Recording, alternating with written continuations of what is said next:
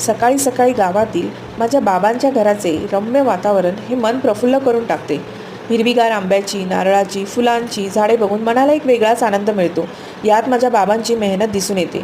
या वयातही माझे बाबा स्वतः सर्व अंगण झाडतात. ही झाडे म्हणजे माझ्या बाबांचा प्राणवायू आहे. दिवसभर ते त्यांच्या बागेत वेळ घालवतात.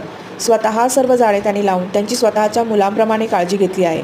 आणि आता बरीच वर्ष बाबांच्या या मेहनतीचे फळ आम्हालाही चाखायला मिळाले हे आमचे भाग्यच आहे. बाबांच्या या झाडाचे आंबे तर एवढे गोड आहेत की त्याची अजून कुठच्याच आंब्यांना सर नाही, आणि तेही केमिकल विरहित. खरंच या बागेत फिरताना मन एवढं प्रसन्न होतं आणि खूप छान वाटतं. सकाळची ही चूल आणि चुलीवर तापवलेलं पाणी एक वेगळंच आनंद मिळवून देतो. एवढ्या मे महिन्याच्या दिवसातसुद्धा गरमीत अजिबात गरम होत नाही. एवढे छान झाडं आहेत ना हिरवीगार, त्याच्यामुळे एवढा थंडावा वाटतो की गावाला गरम होण्याचा प्रश्नच नाही. त्यामुळे आम्ही न चुकता गावाला जातो आणि खूप मज्जा करतो.